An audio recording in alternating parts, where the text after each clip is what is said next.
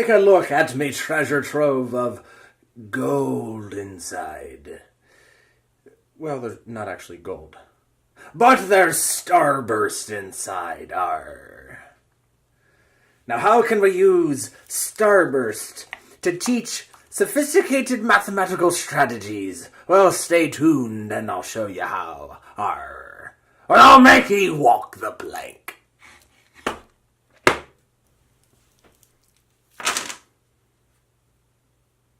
We used to know Starburst as a popular candy for kids and adults.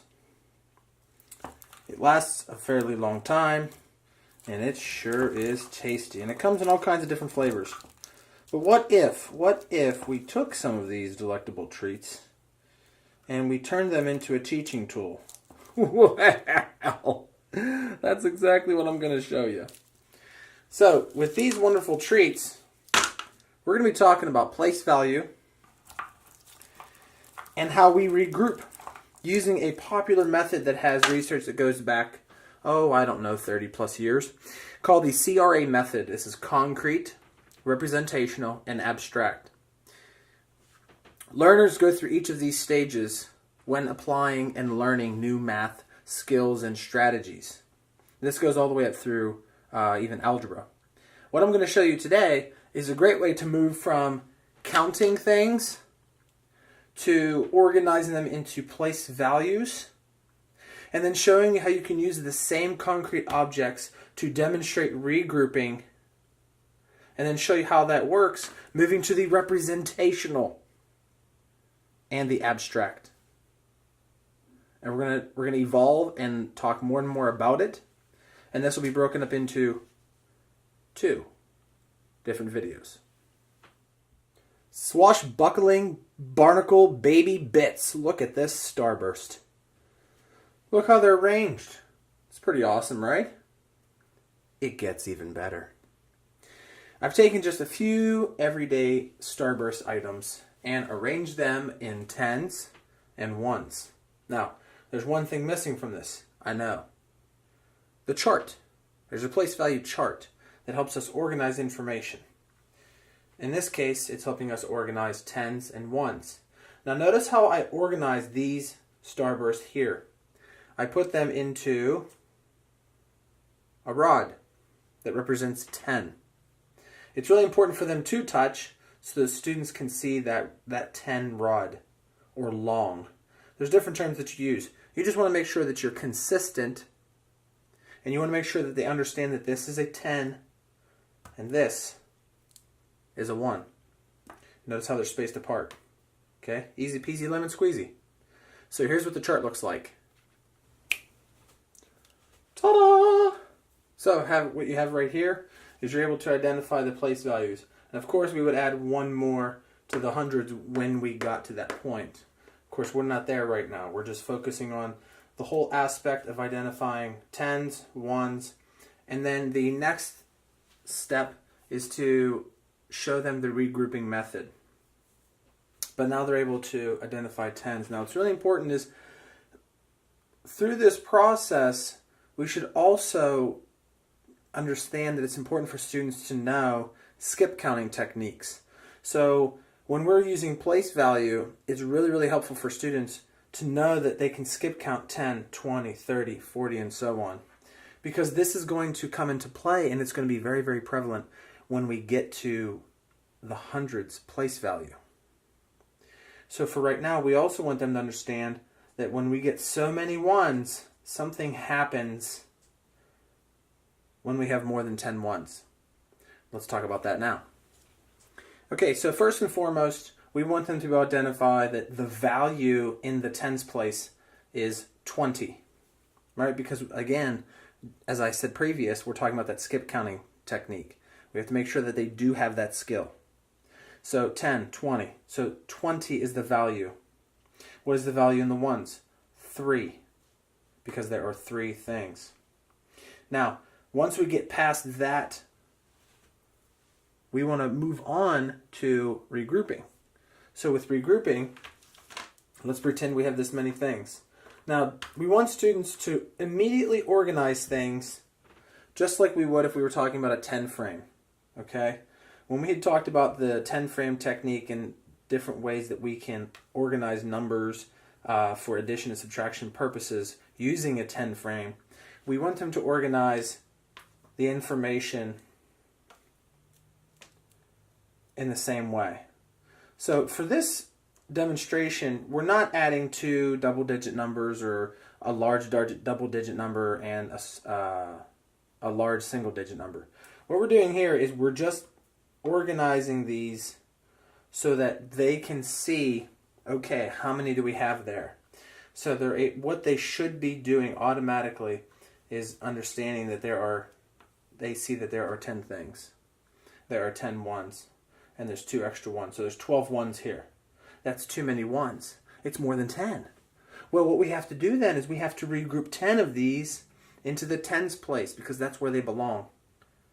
When there's more than, there can only be 1, whereas we say 0, but we're going to start at 1 through 9 in the ones place.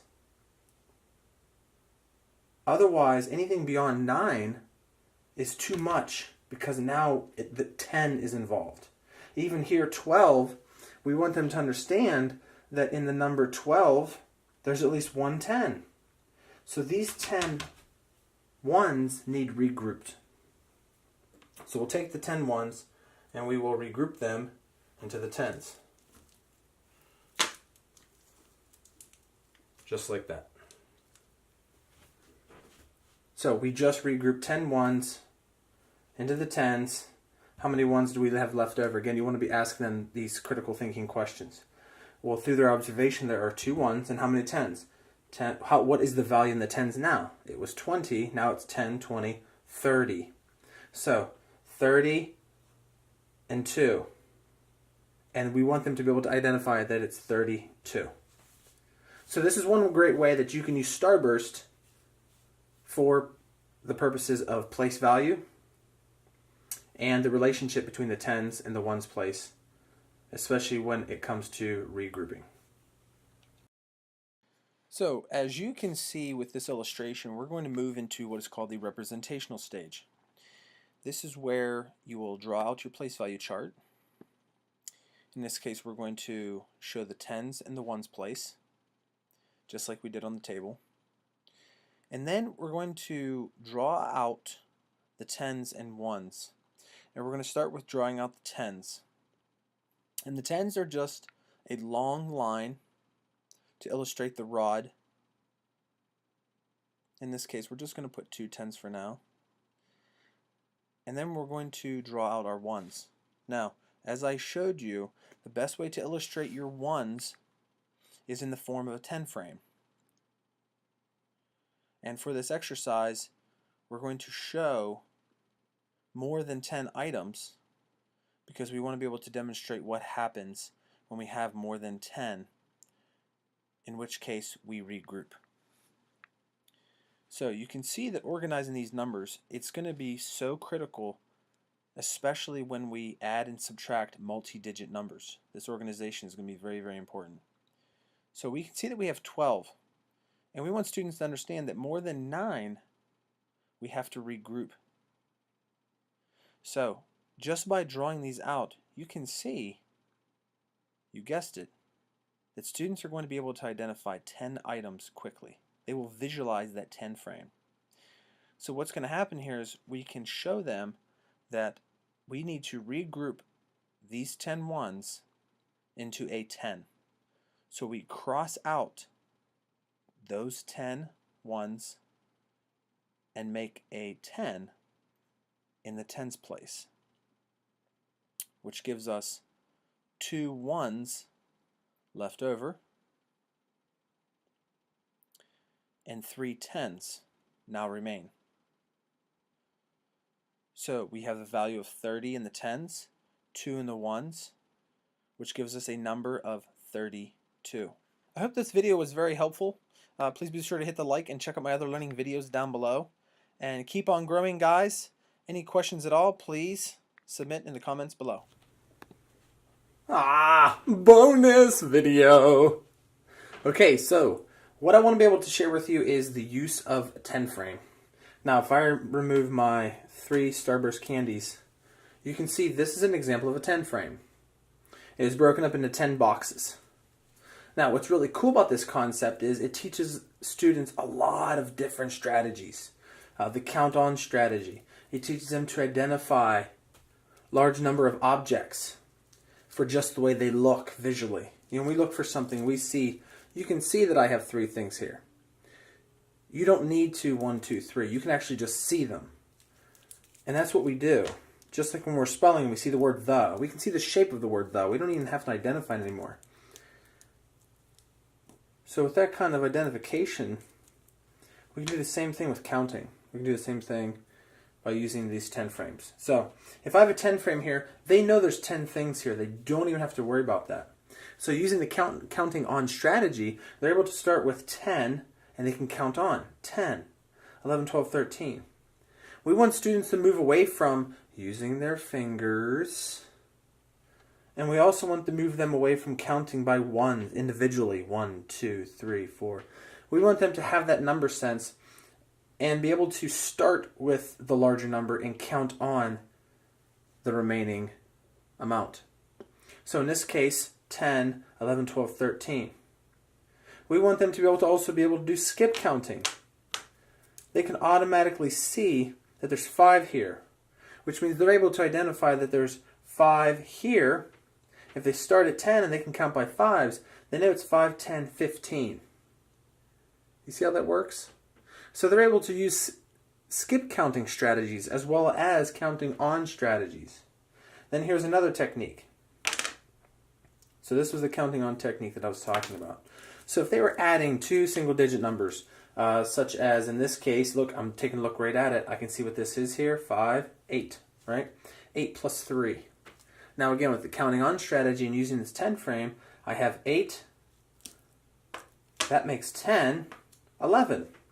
So I know, notice how I use 2 different colors. Very, very important when you're showing the relationship between 2 numbers, when you're adding them or when you're subtracting them. So we have 8 plus 3. There's 10, 11. Super great strategy, very simple, and a great way for students to visually see how the numbers are functioning and their relationships.